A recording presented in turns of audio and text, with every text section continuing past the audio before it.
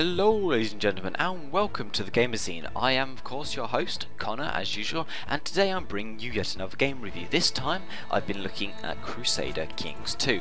Now 2 points before I kick off. Point number 1, I'd like to thank the guys at Paradox Interactive for getting me a copy of this game.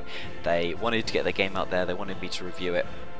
I asked them if I could review it and they said yes, and so thank you to those guys because they really did help me out there. And secondly, this game is a grand RTS game, i.e. grand. I'm a very casual RTS player, so if I don't portray such areas in detail as I probably could have done, I play RTSs quite casually, and I probably aren't as experienced as other people was at getting the hang of it. I will hopefully try and portray it as best as I can, but if I don't, I apologise. Anyway, let's kick on with the review and head straight into section number 1, story. Now the game itself is set in 1066 to 1453, so we're talking a sort of dynasty area. There's all sorts of kingdoms like the Holy Roman Empire, the Turks, the English, Brittany, France, Catalan, all that sort of thing. So you have to deal with an empire, and you have to deal with an empire, and you have to take control, and you have to fight, and you have to do what you want with history and take over certain areas and all that kind of stuff as you would expect with an RTS.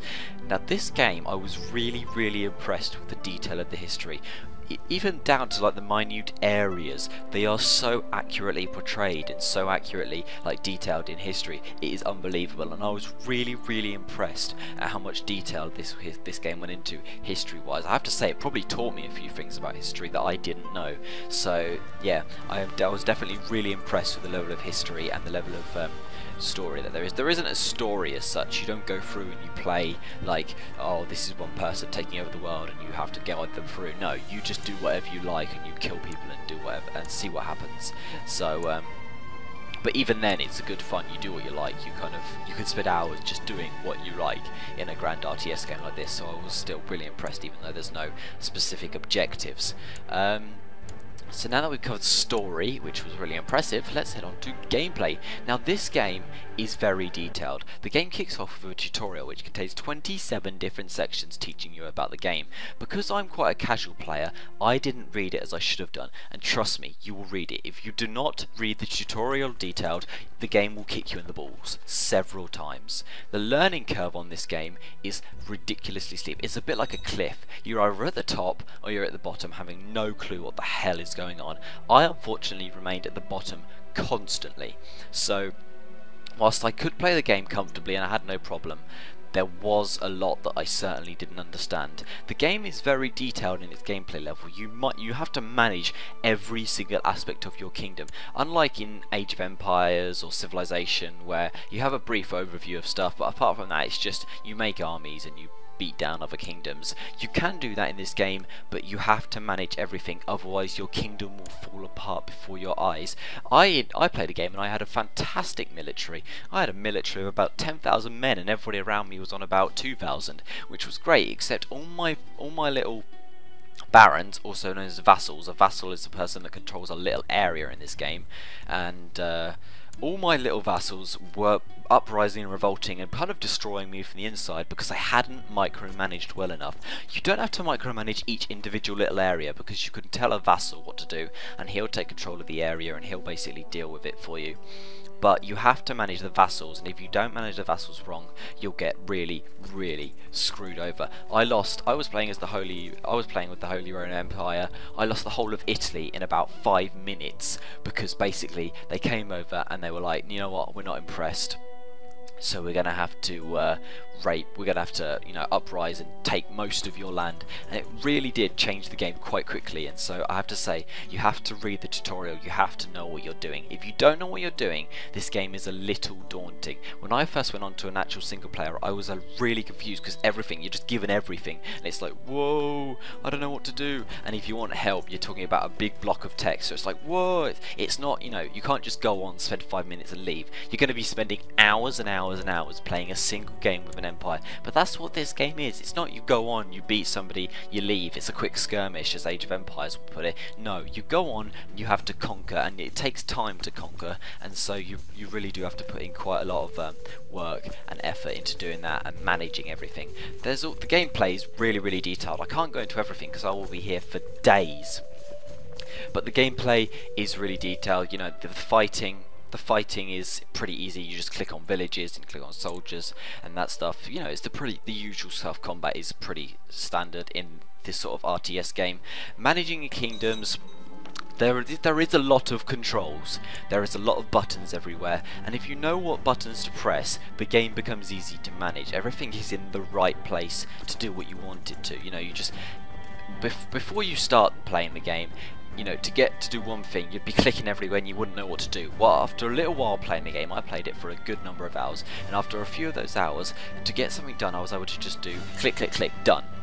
And so literally something that would have taken me ages to find was suddenly becoming really quick things. So the controls do flow if you can know what you're doing. And now I'm not saying all of this because if you know what you're doing, because it's a bad thing. Definitely not. It is the idea of this game. This game is supposed to be detailed, and detailed it very is. It does a very good job of being detailed, so I am quite impressed with that.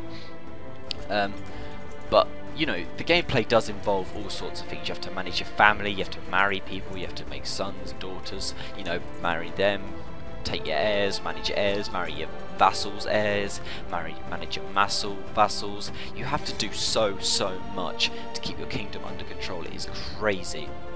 So now that's mentioned gameplay and story, let's have a look at the graphics. Now the graphics were pretty standard but suitable.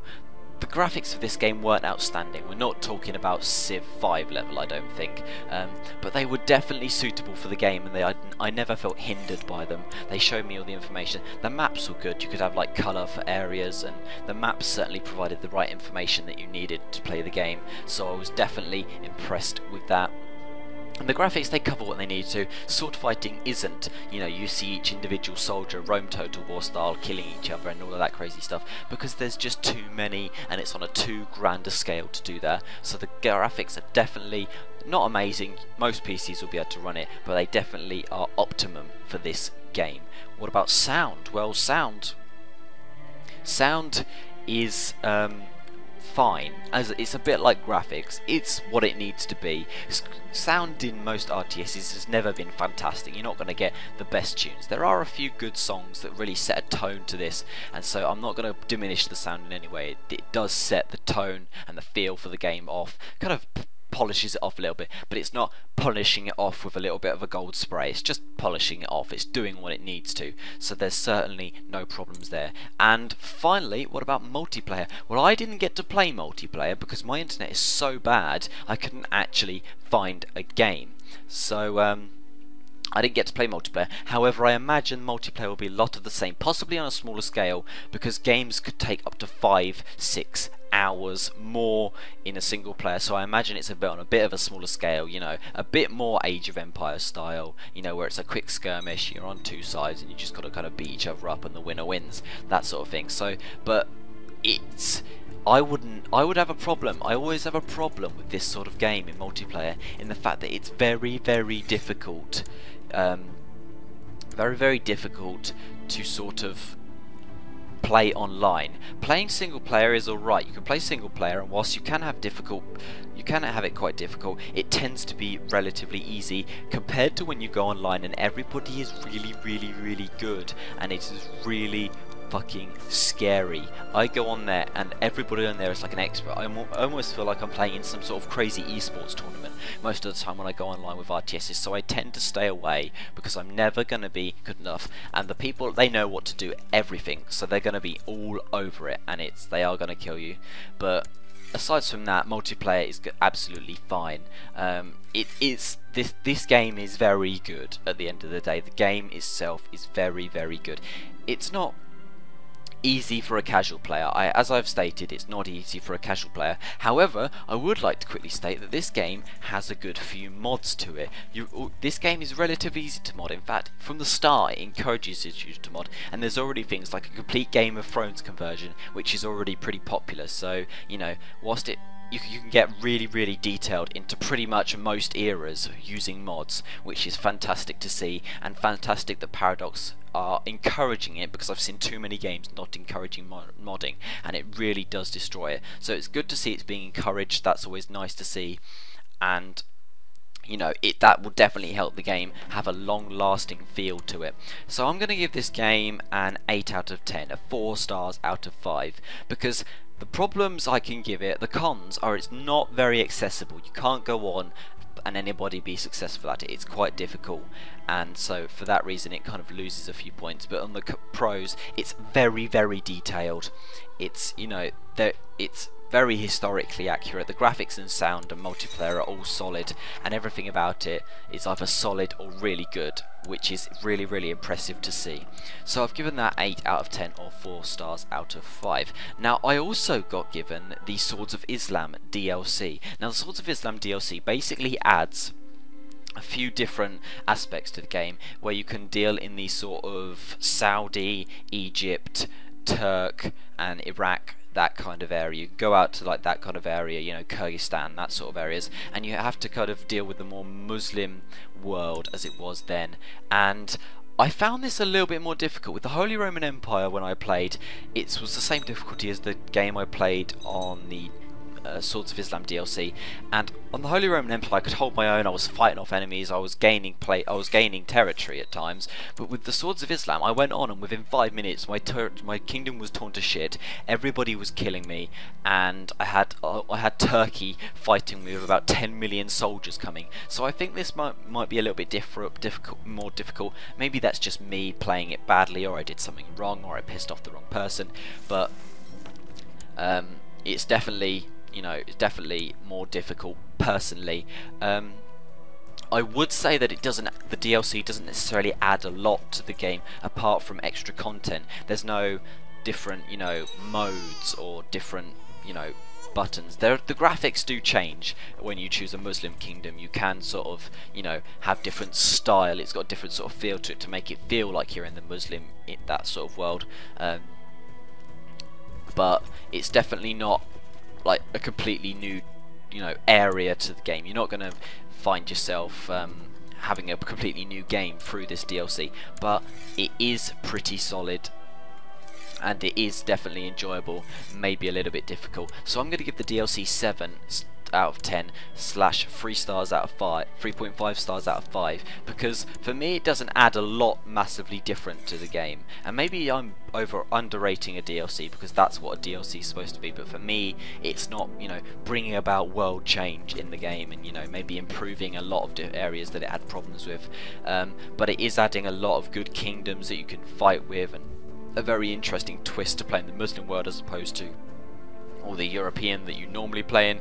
So it does add a lot of good content and a lot more hours of gameplay if you're going to be playing, if you want to play as pretty much everybody and do everything you need to do. So that is going to be 7 stars out of 10, 3.5 stars out of 5, compared to the Crusader Kings 2 overall, which, as I said, gets 8 out of 10 or 4 stars out of 5. Anyway, that is me done. That's my review. I'm hopefully going to have more coming out soon, so keep an eye out for that. Free YouTube buttons as usual, do what you need to do. And that's me, Sonicateer, out.